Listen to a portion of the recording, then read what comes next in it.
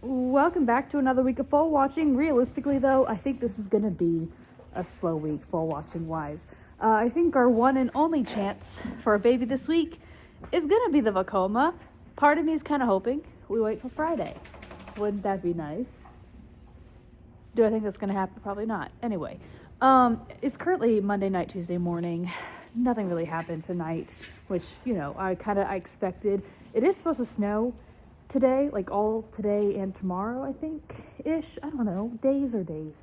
And so that might stir something up if anyone is going to kind of jump on the train and surprise me this week.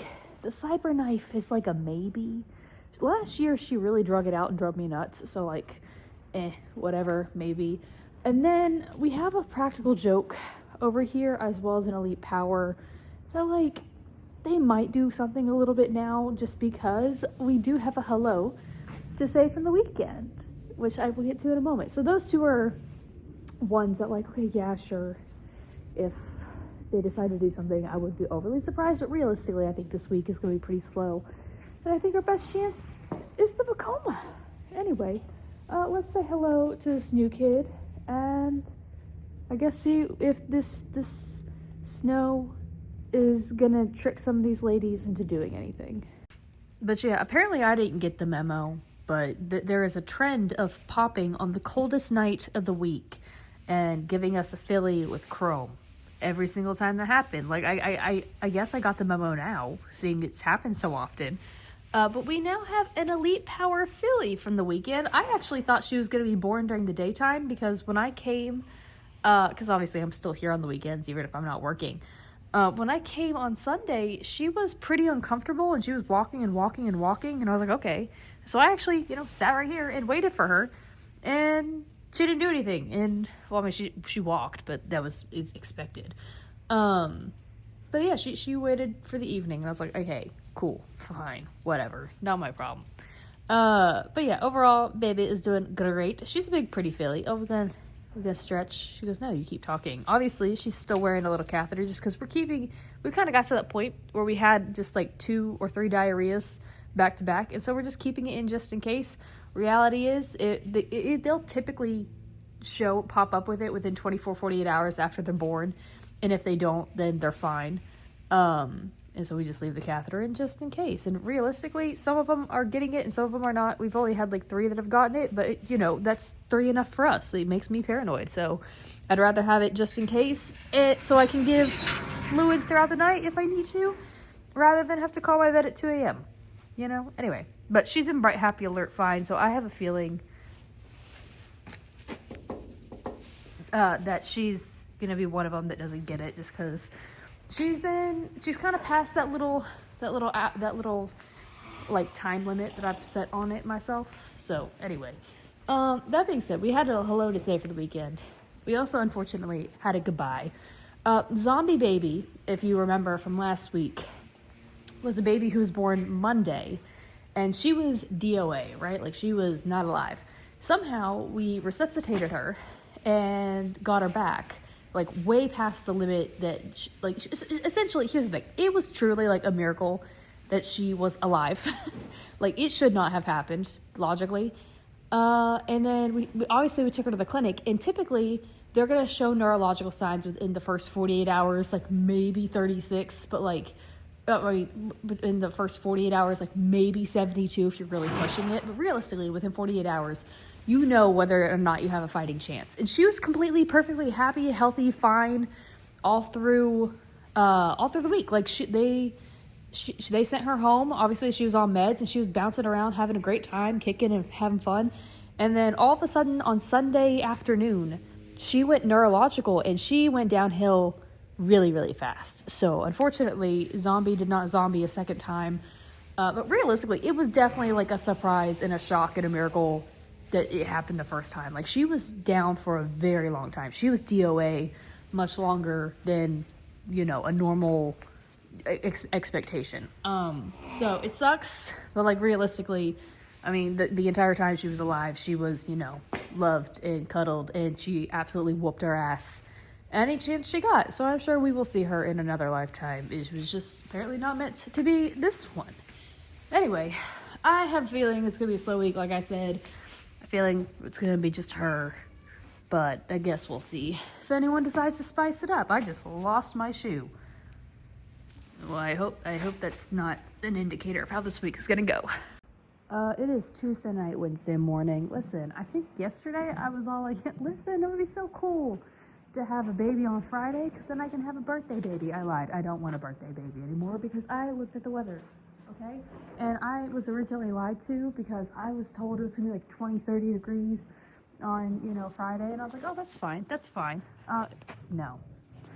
No, it's not. Oh my gosh.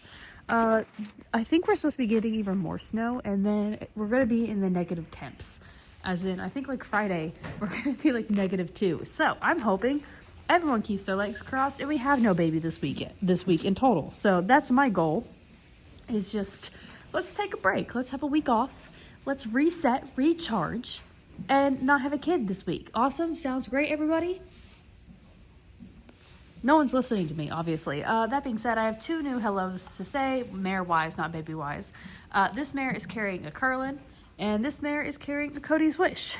And as for what happened tonight, because like I said, no one listens to me. Well, listen, I probably shouldn't open my mouth to begin with. That would probably help. Regardless, this practical joke. She's got a tiny little bit of wax. That being said, her boobs are not really full. So I still think she probably has a while to go. Hopefully she'll hang on for the weekend. The Vacoma down here also still has wax. She's kind of just been doing what she does. Nothing really new to report on that end. However, the Cyberknife right next to her is a mare that tends to lay down and sleep and snore all night long. They'll be like randomly in certain videos, you can actually hear her snoring in the background, and I'll be like clear over there or over there, and you can still hear her in the background, laying down, taking a good old nap, snoring away. She never laid down last night, which is kind of sketch. So, anyway, that's the current vibes. I'm really, really hoping. I know I lied. I was like, I hope we have a baby for my birthday. I lied. I don't want a baby for my birthday. I don't want nothing. Everyone cross your legs. Keep it inside. Hold it together. I hope no children for this week because it's going to be cold and nasty. But I guess we're going to find out how much they actually listen to me, which I'm assuming is not a lot. It is Wednesday evening, Thursday morning. Like I said, I was really, really hoping that we were not going to have a baby this week because it's really cold. It's currently 9 degrees, right? And so I'm just like, it's supposed to be Saturday. It's supposed to be like in the 30s, which is better. And then Sunday we're going to be in the 40s, 50s. Like that's perfect. So listen, I know it's boring not having a baby every single week, and I am lucky enough that we do fall out enough that typically we have a baby every week. But realistically, when the weather is like this, I hope we don't have kids. This sucks. That being said, luckily everyone is still listening to my request from earlier this week of keeping our legs crossed a little bit longer. The Vacoma still has plenty of wax. She's got plenty of boob, but she's been really nice and quiet. So if anyone's going to do anything this week, she's still our main contender. But she's also been a contender for like 2-3 weeks now. So, who knows. Cyberknife over here, I'd mentioned that yesterday she never laid down. She went back to her regularly scheduled program this week, or last night. So, I don't know. I guess it was just a one-time thing. And last but not least, the practical joke over here, she still has like the tiniest bit of wax. In reality, it's not even really worth mentioning because it is that minuscule of an amount of wax. And also her boob is not really full.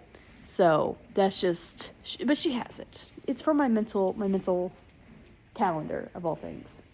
But yeah, so far, everyone is still keeping their legs crossed.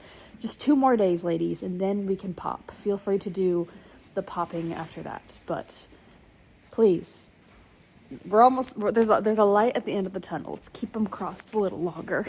It is Thursday night, Friday morning. Listen, we are almost there. We're almost to the end of the week. For those of you who are curious, it currently says that it's about 10 degrees, but like with the wind chill and the humidity and everything, it's 2. It feels like 2, which is honestly, this is part of the reason why I'm like, please everyone just keep your legs crossed a little bit longer. I hate falling in this weather. It's miserable. That being said, and like I said, Saturday, Sunday, it starts looking up. Saturday, like Friday night, Saturday morning, it's going to be like 19, 15, 16 degrees as a temperature, which is still cold, which is kind of why I'm like, get over the last hump. But starting Sunday, like the low is like 25, 26. And then Monday, it's going to be like, 30. That's fine. We can do that all day long. But yeah, so that's why I'm telling these ladies, like, just hold on a little bit longer. Like, think about it. You don't want a placenta hanging out from behind you and it be like -2. Just think happy thoughts. Anyway, that being said, the Vacoma. If someone is going to screw up the plan, it's going to be her. If she does screw up the plan, I hope she does it early enough in the night where it's still kind of warm before, rather than like, 2 a.m. when it's, the coldest. She's still got wax. She was kind of uncomfortable last night. She was definitely shifty and just a whole thing. And that was kind of it. The practical joke still has wax as well, but like it's itty bitty. It's teeny tiny. It's minute. So really, I have a feeling she'll definitely kind of hold on for a little bit longer. I'm not necessarily thinking she's going to pop at any moment. Really, it's just a Vacoma. So, yeah. In all honesty, it kind of sucks that this was the week that it decided to be freezing. Because I like having birthday babies. Because that's the one benefit of having your birthday during foaling season. Is that you get shared birthdays. Not this week. I told them all, cross your legs. I don't need a birthday baby that badly. Cross your legs. So anyway, I know it's boring for you all, not really getting to see babies. But for the sake of our sanity, we deserve a break every once in a while. It is Friday night. It's the final night of the week. As of right now, I still think the best bet is going to be the Vacoma. Really, she's been the only one that's done anything of any interest. She's been kind of shifty. She's got wax, yada, yada, yada. But that being said, I really kind of hope she doesn't go because it's really cold. Tonight's supposed to be the last night where it's like really cold. And then tomorrow it's going to be still cold, but it's not going to be as bad. And then after that, it's going to be home free. We are going to be nice and toasty for like, I think, a week and a half. So it's kind of why it's just miserable falling when they're cold, okay? Like, I feel bad for them because they're fresh out of like a really nice warm uterus and then it's not warm all of a sudden, and it's just, I hate it. I feel so bad. Anyway, so my hope is the Vacoma keeps her legs crossed just a little bit longer. Really, she's kind of the only one that is doing anything interesting. Like I said, the practical joke over here, she's got a little tiny bit of wax, but like, she's been quiet. And that's pretty much it. So let's see what these ladies decide to do.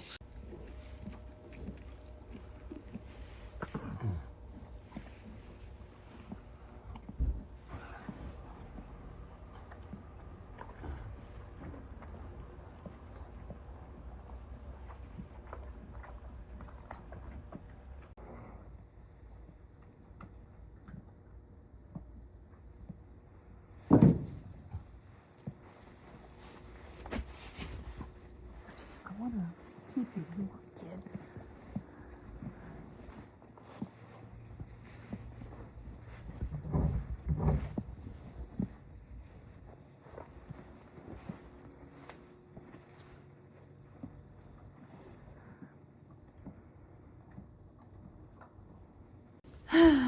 We were so close. We were so close. There was a light at the end of the tunnel. They had one more day to wait. Just one more. Of course, that didn't happen. Actually, though, can we round of applause for the Vacoma, who all week I was like, if someone's gonna go, it's gonna be the Vacoma, and she held it together. That being said, I'll be very, very, very surprised if she makes it through the weekend without a baby. I'll be even more surprised if we get to Monday without a kid. She's been very uncomfortable tonight. Once this thing popped, she really was like, I want a baby. And I was like, you don't even know what a baby is right now. Like, because she's a first timer. I was like, you don't even know what's happening. She's like, that doesn't matter. I want what she's having. Like, okay. So she was uncomfortable last night. She's got plenty of wax. Her boobs are nice and filled out.